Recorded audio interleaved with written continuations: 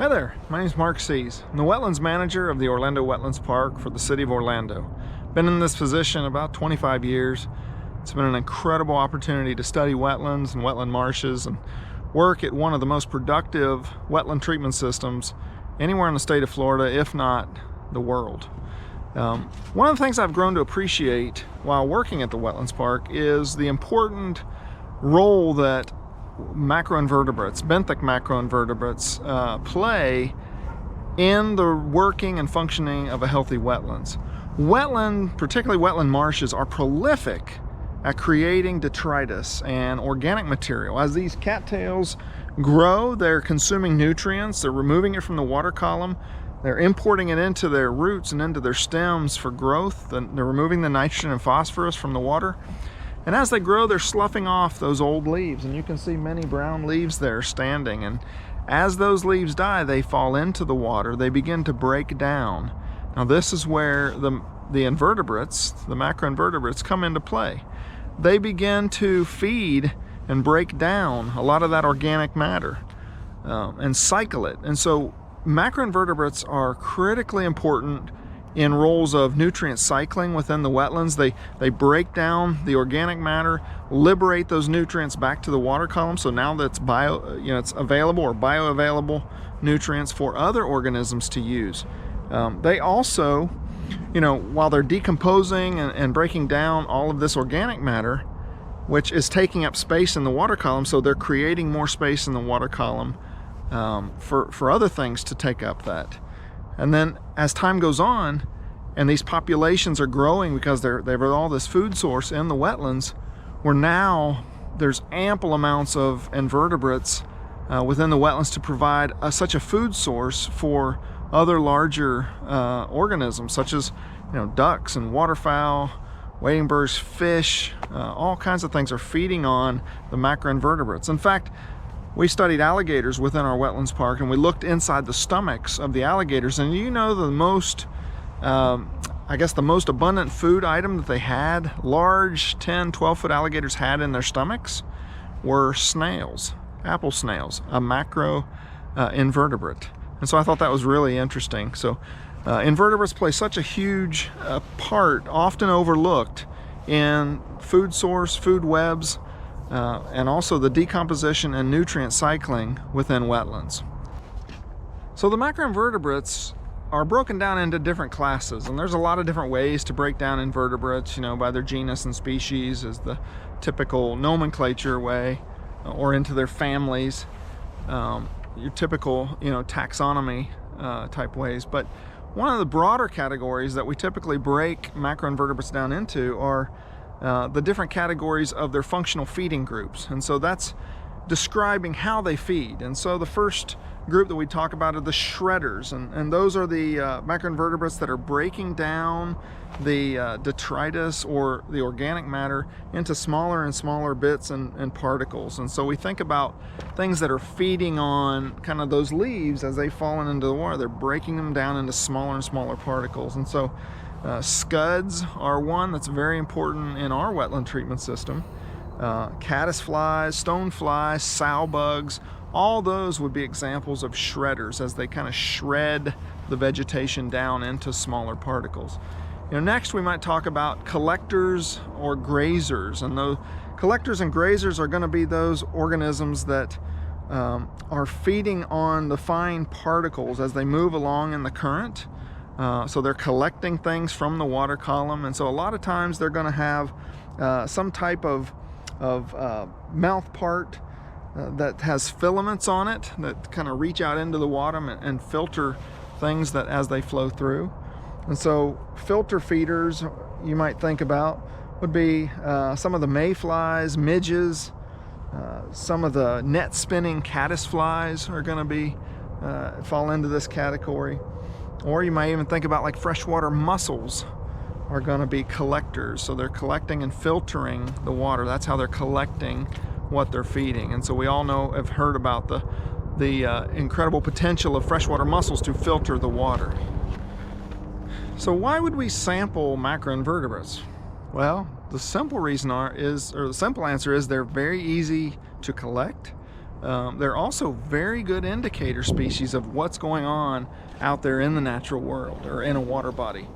The bioassessments is typically what they're referred to as, are really good indicators of a water quality's health. And so macroinvertebrates can be used to rapidly sample a water body, a lake, river, or stream, collect the macroinvertebrates that are living there, take a look at that. If there's a good diversity, then typically we have low pollution. If we see that there's very little diversity, that's typically an indicator that there's some pollution going on in that water body. And so the state of Florida has an entire group within the Florida Department of Environmental Protection known as the Bioassessment Program.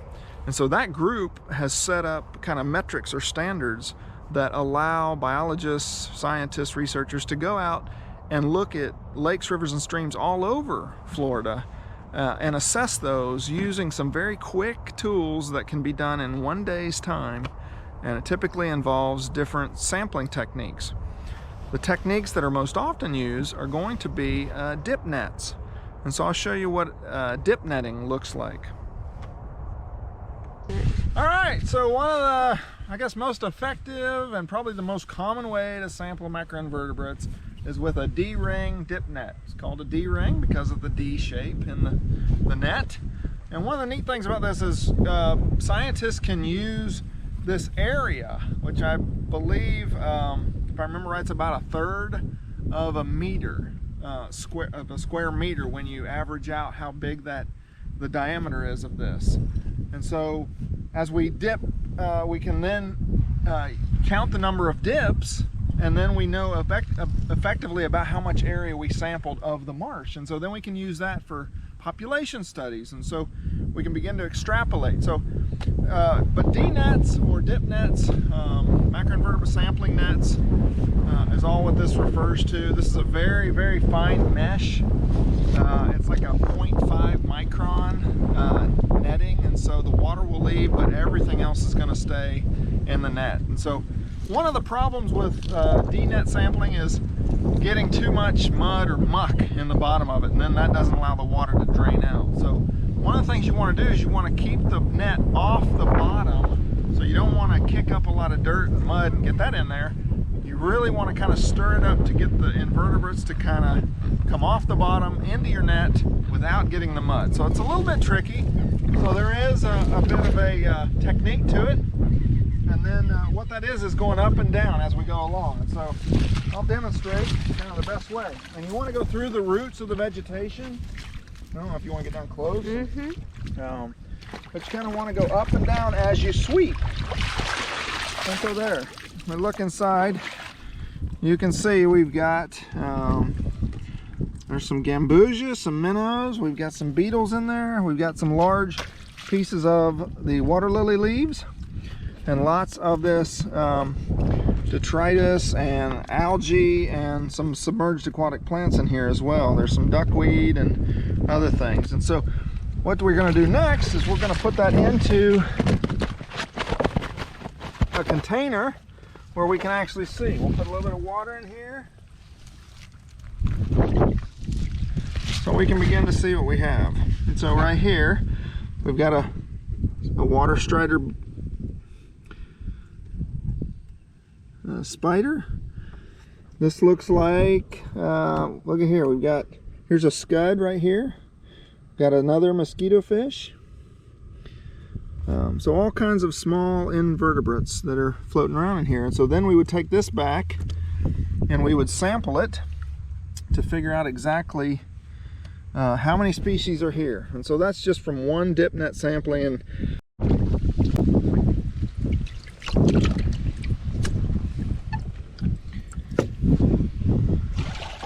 try and get some more better stuff, I guess.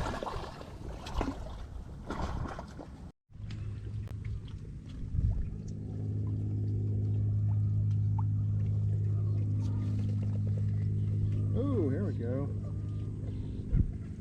Look at this guy.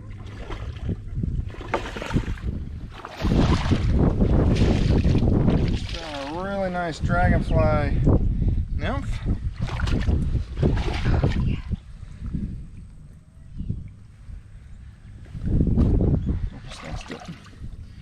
Put him in the water where he belongs.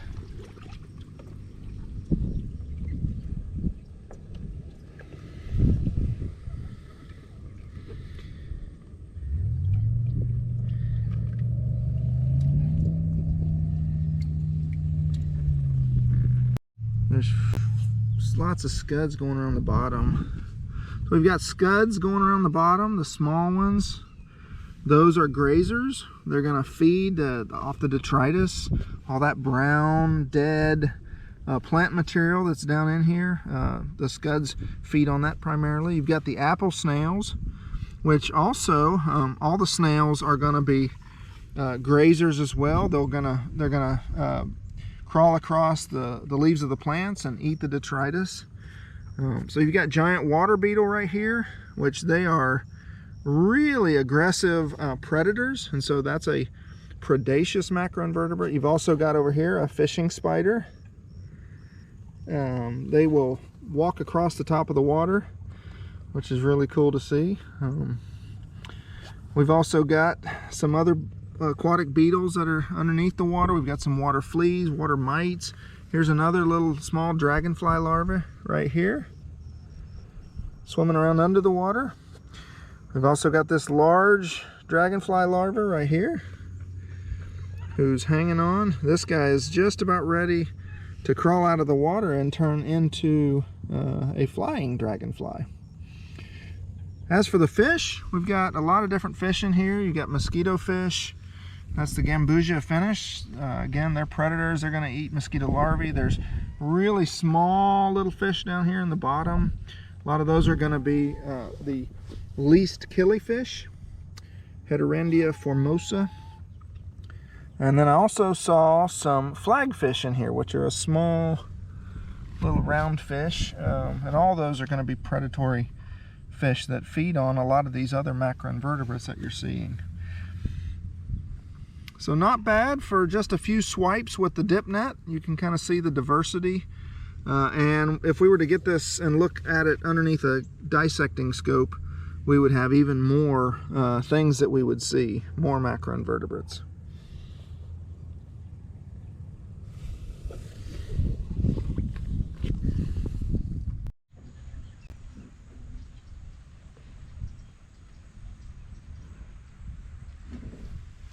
Hey, okay, we're back.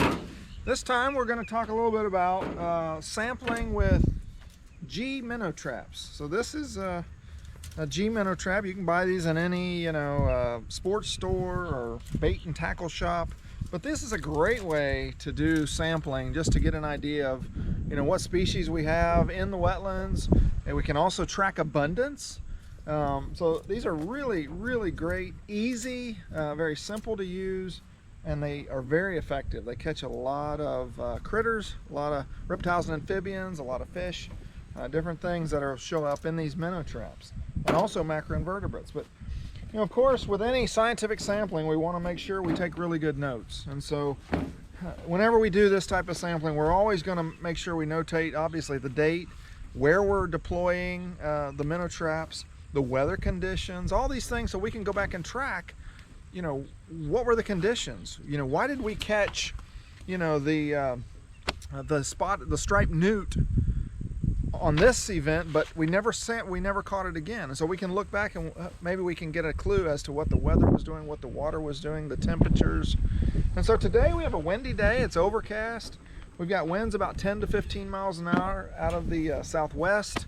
So we're going to go ahead and put out some minnow traps. These are pretty simple, but they're a little complicated to put together. You've got to line up these two little notches, put them together, and then they've got these little spring clips that will clip together, and these can be problematic at best.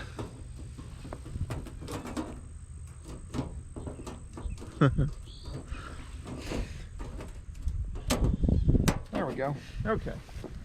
So we've got the traps. I've got some string tied onto them, as you can see, and that's for a very specific reason, and that's so we don't lose the traps, because sometimes you're putting out the traps and you come back the next day and it's gone. What happened? Well, I have learned through the years it's good to tie them up, because sometimes alligators, believe it or not, will actually attack the trap because they see something inside of it that they want. And so overnight I've lost a few traps here and there through the sampling. So we're going to get out here in a couple of feet of water. We'll put down the stake first. That's always important. Have your stake. I've got it marked with a yellow orange ribbon. Okay, so we got this. Now let's go ahead and we just basically, we're going to throw those out. And it's going to sink to the bottom. Again, a good reason to tie them up. And we'll see what we get. And a lot of times when you're sampling, a lot of times you'll go out in the 4 cardinal directions. So one to the north, one to the east, one to the south, one to the west. And that's usually a good design. A lot of times you'll see that in sampling studies, that's how it was set up, the 4 cardinal directions. So that's what we're going to do with this little sampling event. So if you ever see strange stuff like this in the water, you'll know some scientist, some researcher is there. And one of the things you'll notice, it gets a lot of the detritus on it, so you kind of want to not disturb it. Once you set it, we don't want to disturb it. All right, so we've got 4 nets out. We're covering probably, I don't know, 12 feet diameter of a circle. And so we're gonna see what we come up with. And so we'll check back in the morning and see what we got.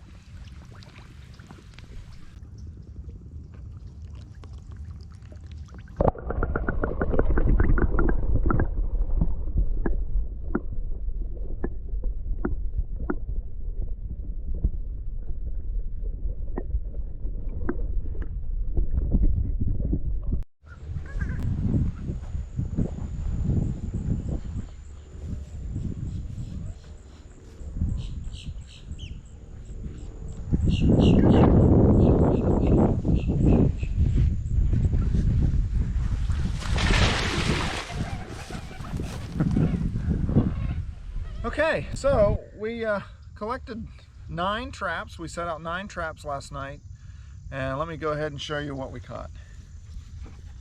This is the results of 9 traps, and so the amount of fish is really good. We also got, oh, look at that, looks like probably a pig frog, big old pollywog. We got golden top minnows, which, look at that, beautiful fish. If we can show you.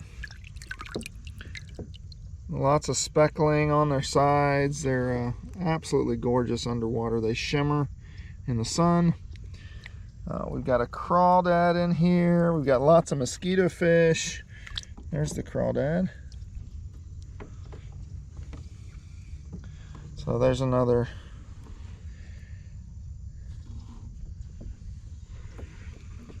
So you can see minnow traps are very effective. Did a good job. And if we were doing a study, we would go through and count those and then figure out the surface area to give us an idea of the population of these fish that are in the water. But as far as invertebrates, you know, only a couple of invertebrates. We had a grass shrimp. We also had the what's it called? Crawfish. Crawfish. Thank you. So there you go. All right.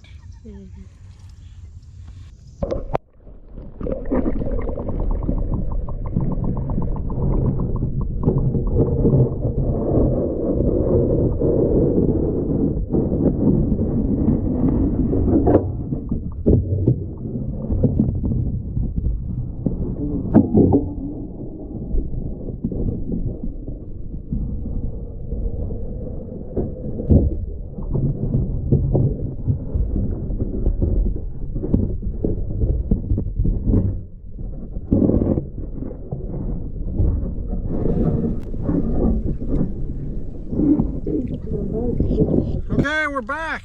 We're standing out in the wetlands. about knee deep or so. So now I want to show you the last type of macroinvertebrate sampler, and this is called Hesterdendi plates.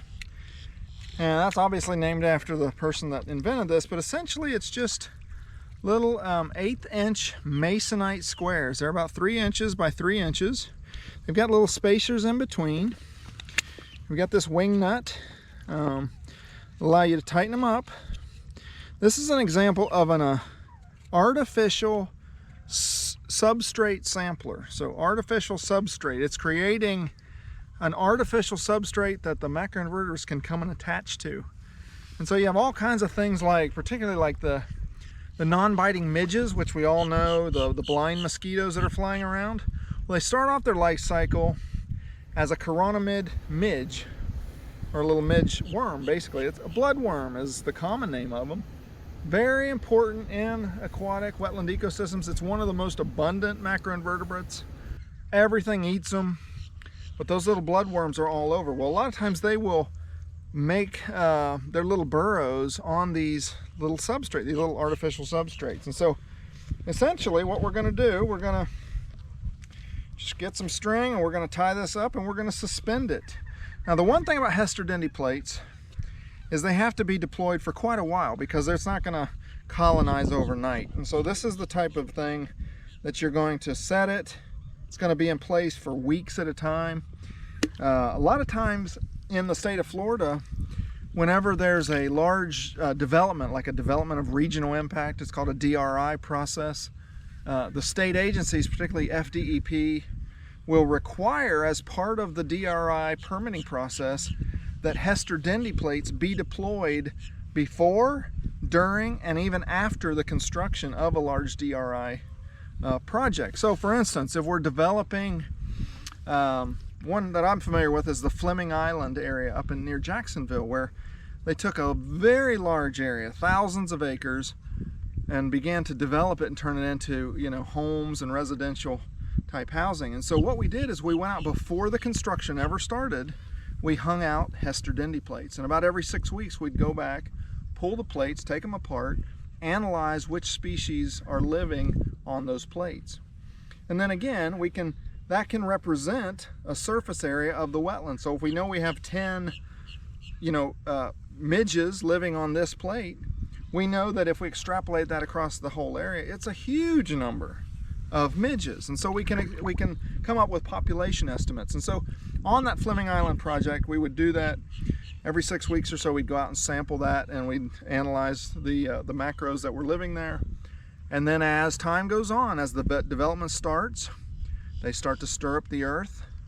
Pollution, runoff, sediments go into the water or into the wetlands, and that can impact the invertebrates that we're colonizing on those Hesterdendi plates. And so one of the metrics that the state requires us to look at is make sure that we're not impacting or harming the benthic invertebrates that are living in the wetlands. And so we monitor that again before, during, and after construction and make sure that those populations aren't impacted.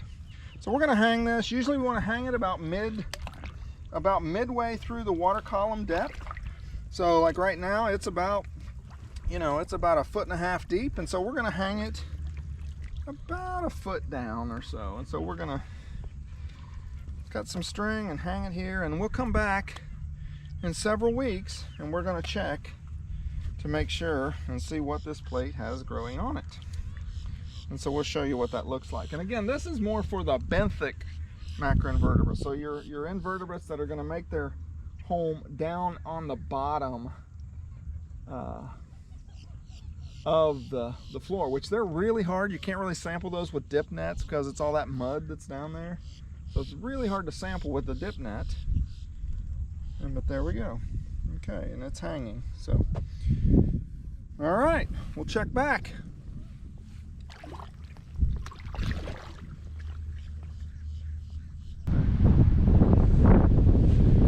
Okay, here we are, we're back. It's been about 6 weeks. The Hesterdendi plates have been out there in the water soaking for all this time, and today's the day. It's a cold day. It's February 1st. It's cold and wet. It's cold and windy, and we're gonna go out and we're gonna retrieve the plates and see what we have. Alright, we're heading out. Here's the Hester Dendy plate. We're gonna, remember the string? We're gonna pull that right up and place it right inside there, making sure very quickly that we didn't lose anything. You can already see a few things in there, but I'm gonna pull the SAB, the hydrilla, out of it. And look at all the scuds that have fallen out of it. Isn't that amazing? We're gonna get back and we're gonna take that apart. So we got the Hester Dendy back to the truck. And now we're gonna go ahead and take it apart and see what we've got inside. So the only thing that's bad is we're doing this in the winter time, and typically there's not going to be as much macroinvertebrate activity in the colder temperatures, and we've actually had some fairly cold temperatures. I'm hoping we've got some chironomid midges there. Right there, it looked like we had a snail. And it looks like we've got something right here crawling around, so we're going to go ahead and wash him into the water. That's what we want to do. Look at there. There you go. That looks like we had a couple of scuds that are working. So we're gonna, there's an egg case that's probably of a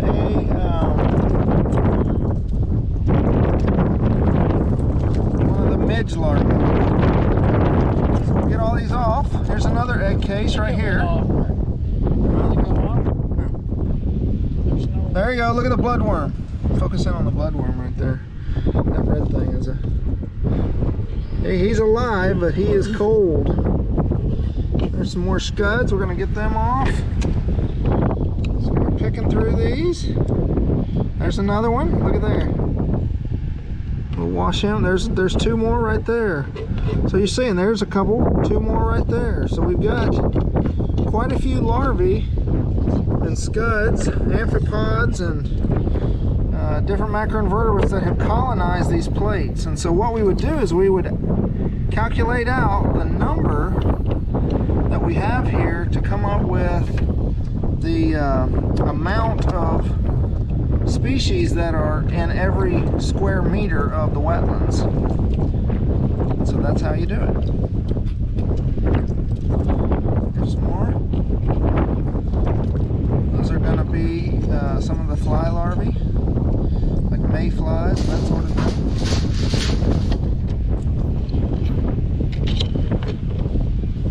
There you go.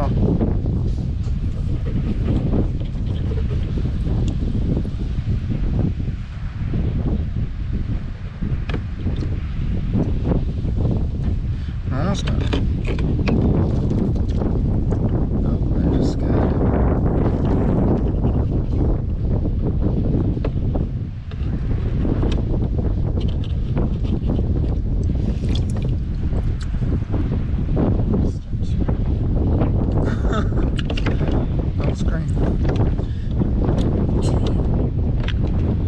Those people didn't look cold. Okay, there we go.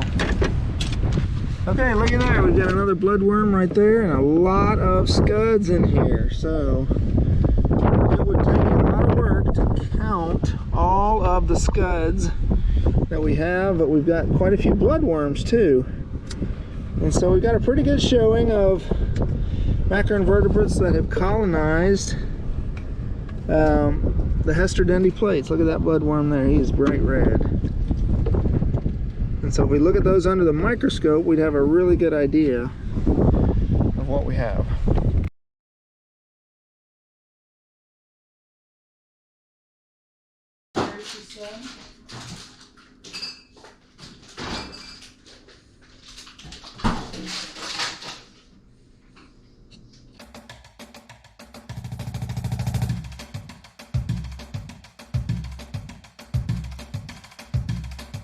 Okay, so hopefully this video has given you a little bit of idea about how we sample macroinvertebrates, why they're important, kind of some of the different macroinvertebrates that are out there. So now you have a little bit of a homework assignment. Your homework is to research and look up a macroinvertebrate that you believe is important, find out a little bit more about it, What feeds on it? What does it feed on? What functional feeding group is it a part of?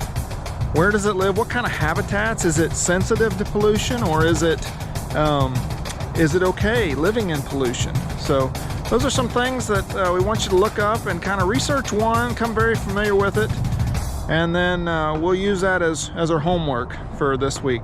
Thanks so much for watching. Take care.